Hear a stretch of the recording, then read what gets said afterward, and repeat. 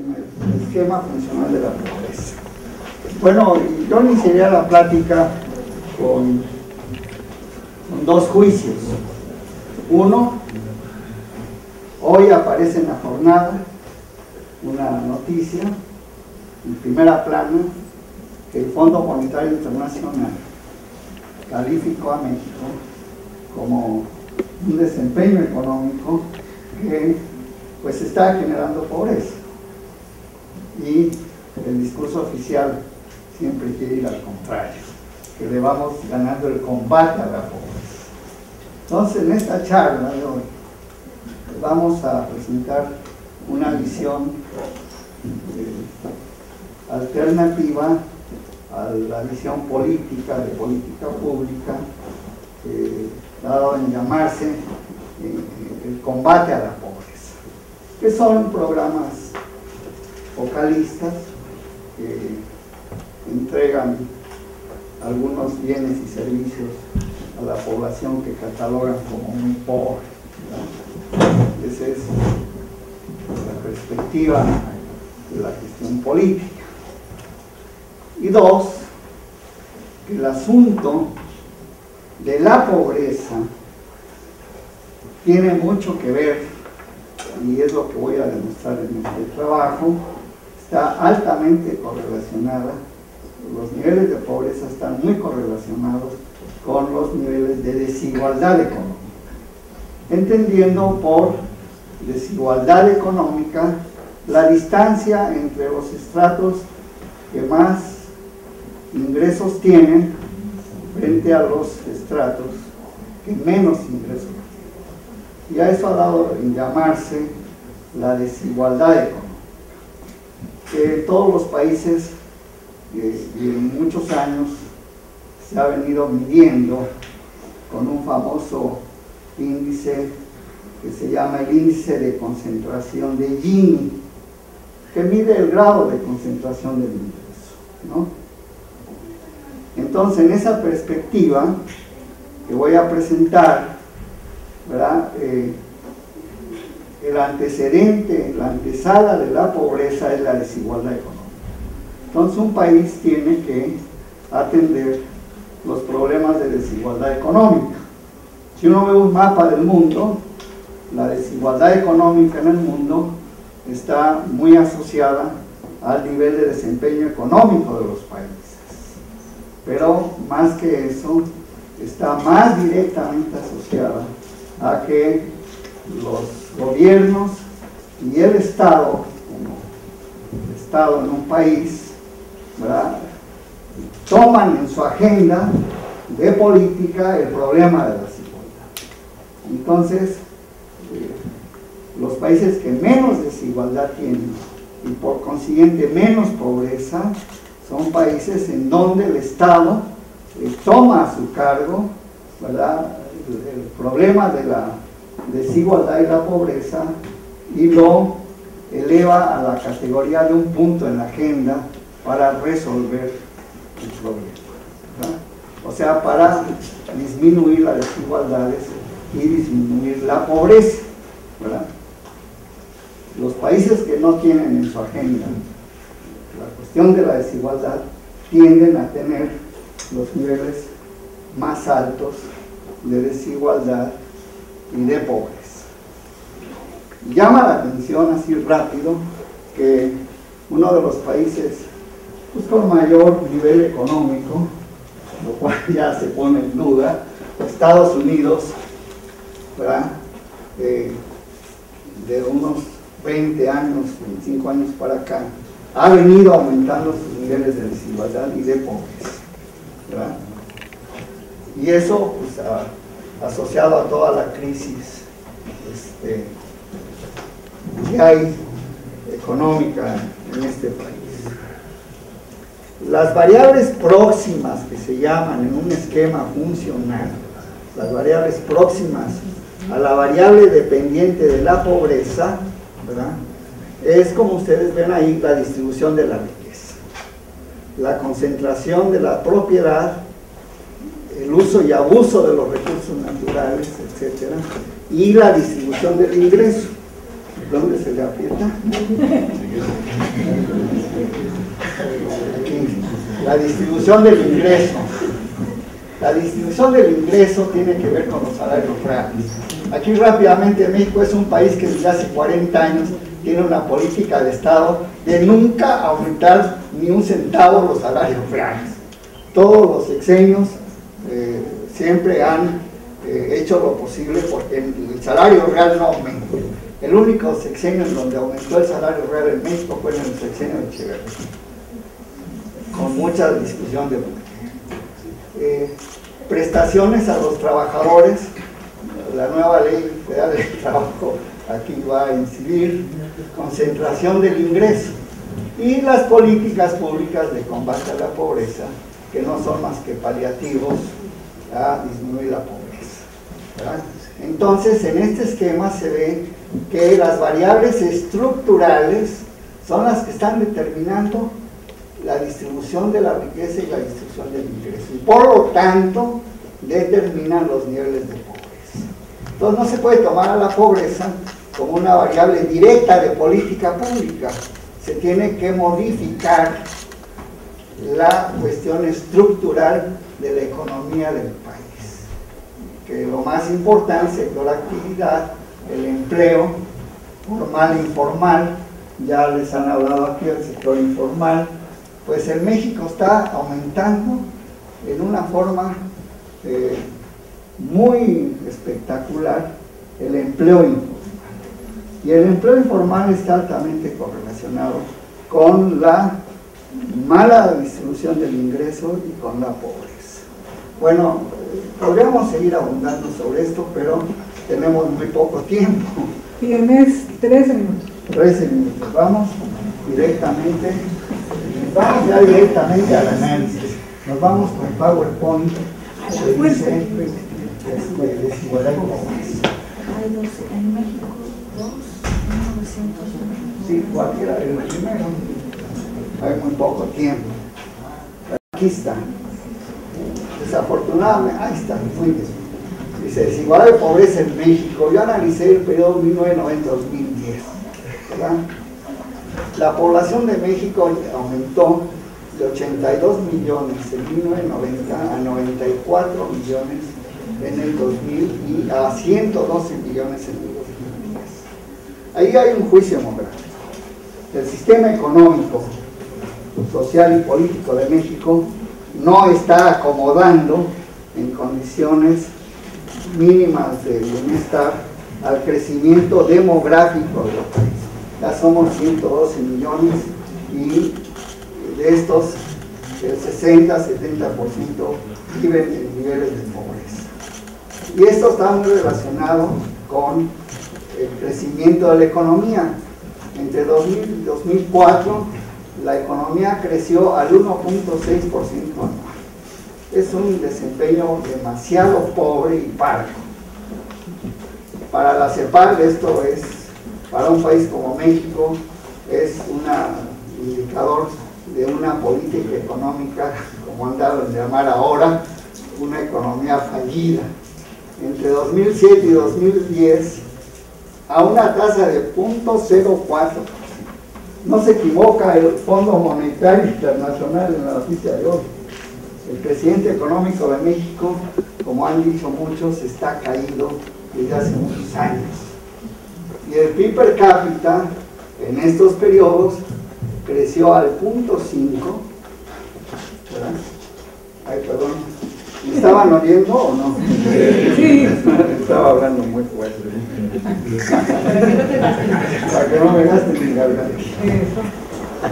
Si dividimos el PIB entre la población, ya la tasa es bajísima, 0.5% anual en el periodo que consideramos de 2007 a 2010. Y de menos, aquí ya es negativa la tasa de crecimiento del PIB per cápita. Aunque hubo algunos periodos de recuperación entre 2000 y 2010, pero la tasa promedio entre 2006 y 2010 fue de 0.88, un verdadero fracaso de la política económica del actual régimen, además de todos esos fracasos. La tasa de crecimiento del PIB per cápita fue negativa, de menos 0.90%. O sea, esto son datos de CEPAL, no son datos inventados. Vamos con la siguiente lámina. En estas condiciones, con un bajo desempeño del crecimiento económico y con una caída en los salarios reales, no podía esperarse una mejora en la desigualdad y en la pobreza. Se puede constatar que el índice de Gini, como les decía, es una medida de la concentración del ingreso, pasó de 0.44, que es muy elevado, o sea, está viviendo una disparidad de los ingresos muy alta en 2006 a 0.435 en 2010. Es decir, la concentración del ingreso sigue muy elevada y es de las más altas del mundo, ¿no? Casi permaneció igual en ese periodo. En cuanto a los niveles de pobreza, en 2006 se estimó un nivel de 14 millones con pobreza alimentaria y en el 2010 21 millones de personas, datos de Coneval, etc. Vamos con la siguiente lámina. Ahora bien, la forma metodológica para poder establecer una relación entre variables estructurales de la economía y la variable de distribución de ingresos, o sea, de la diferenciación económica y de los niveles de pobreza, el método va a consistir en tomar todas las entidades de la República, ¿verdad?, del país, y hacer un modelo matemático de correlación para poder establecer qué tanto están relacionadas estas variables. Y de entrada, cuando uno ve un mapa de México en distintas variables, tanto de crecimiento económico del PIB, como de desigualdad, como de pobreza, de entrada México es un país muy desigual y muy pobre regionalmente. O sea, ahí donde el capitalismo se desarrolló, que fue en el norte, los niveles de pobreza son más bajos y los niveles de desigualdad más bajos. ¿Qué estados son esos? Pues es muy claro: Chihuahua, Coahuila, Monterrey, Tamaulipas. Y claro, el DF por origen es el estado más desigual. Pero el resto empieza a sufrir una depresión muy fuerte, y entonces cuando aplicamos un modelo de correlación nos salen correlaciones altas, lo cual nos lleva al juicio de que la desigualdad y la pobreza en México son estructurales y están indicados en un desempeño del capitalismo diferenciado regionalmente. Entonces, México ya se divide económicamente en el norte, una parte del centro y el sur. Curiosamente, esto ha llevado a una diferenciación cultural y a una diferenciación política muy fuerte. La última elección del 2012 muestra a un México priista que apoya al régimen en el norte y, ¿verdad?, una población que rechaza totalmente, ¿verdad?, el régimen derechista, más bien derechista, porque es pancomunista. Entonces, la diferenciación económica nos ha llevado a una diferenciación cultural y a una diferenciación política, ¿verdad? Muy bien. Entonces, con mira en esto, ¿cuánto me quedan? Te quedan 4 minutos. Ay, 39 segundos. no me digas. Ahora son coeficiente de correlación. Aquí los alumnos van a aprender en sus cursos de estadística, o ya lo saben, el coeficiente de correlación de Pearson. Entre desigualdad y pobreza se estima en 0.67. Es decir, tomé a todos los estados de la República les medí su índice de Gini y les medí su pobreza, hice la correlación y da 0.67. Es una asociación elevada, ya que estamos explicando el 45% de la varianza en los indicadores, es decir, una R cuadrada de 0.45 en el año 2000. La otra variable que explica los niveles de pobreza en las entidades corresponde a las remuneraciones, los salarios reales de la población ocupada que ganaba menos de 2 salarios mínimos, y nos da una R cuadrada de 0.57. Es decir, estamos explicando el 57% de la variación. Quiere decir que se demuestra que hay una estrecha correlación entre los niveles de pobreza y los niveles salariales de la población. Por otro lado, la desigualdad tiene una estrecha relación con la población ocupada, que gana menos de 2 salarios mínimos. Ahora medimos la desigualdad, es decir, el índice de Gini a nivel de entidades federativas, ¿verdad? Se explica en un 20%, con un coeficiente de correlación de 0.45. Y a ver si me alcanza el tiempo para dar. Tiene 2 minutos 58. Eso es la guillotina. La desigualdad Gini se explica por la marginación social, ¿verdad? México, como ustedes saben, regionalmente tiene altos índices de marginación y se explica en un 47%. Y ahora, en relación al crecimiento económico, se observa una estrecha relación entre el PIB per cápita, ya lo había mencionado, y la pobreza. Es decir, si el PIB per cápita en México está decayendo, bueno, no es de esperarse que suba, que disminuyan los niveles de pobreza y que disminuya la desigualdad, al contrario, ¿verdad? Con un coeficiente de correlación de menos 0.69 en el año 2000. Es decir, estamos explicando el 48% de la varianza, que es un porcentaje muy elevado.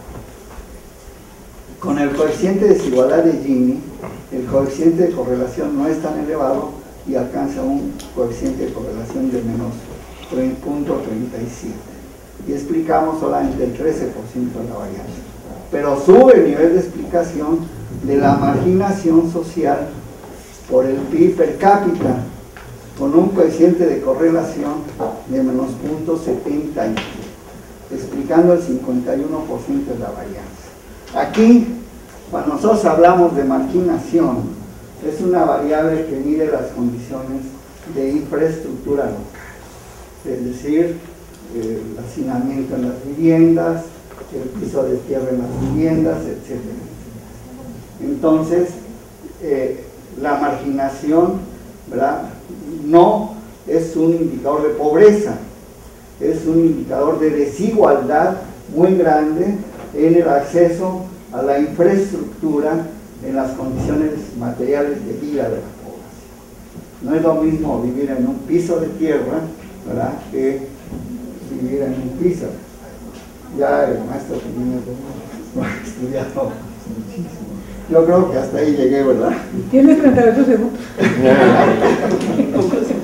Bueno, la conclusión es, como yo inicié al principio y como se demuestra con este esquema estructural, la cuestión de la pobreza y la desigualdad no es una cuestión de buenos deseos de un presidente, de decir, pues ya den un poquito de más dinero a estos pobres. No, eso no hace nada. La cuestión de la desigualdad y la pobreza es una cuestión de agenda del Estado que asuma la condición estructural de la desigualdad y la pobreza. Además, y aquí viene ya terminó lo último, nada más lo último. Alguien diría, maestro, pero bueno, si disminuye la desigualdad, disminuye la pobreza, pues qué bueno. No, qué bueno, es extraordinario porque se crea un círculo virtuoso entre crecimiento económico, bienestar de la población, ¿verdad?, y disminución de la desigualdad. Si la desigualdad disminuye y disminuye la pobreza, hay más dinero en los bolsillos de la población, mayor demanda económica, ¿verdad? Y por lo tanto, mayor el desempeño y el crecimiento de las empresas, ¿verdad? Mayor inversión, y se crea un círculo virtuoso de crecimiento, ¿verdad? Y menor desigualdad y menor pobreza. Eso quiere decir que el asunto de la desigualdad y la pobreza es un asunto de Estado. Cuando un Estado lo asume así, el país sube de nivel. Por eso México no sube, porque al Estado no le interesa en lo más mínimo, ¿verdad?, disminuir la desigualdad y la pobreza, porque es un régimen que se nutre de la corrupción y de enriquecerse en términos estratosféricos de la subfluctuación de un país, de sus recursos naturales y humanos. Muchas gracias.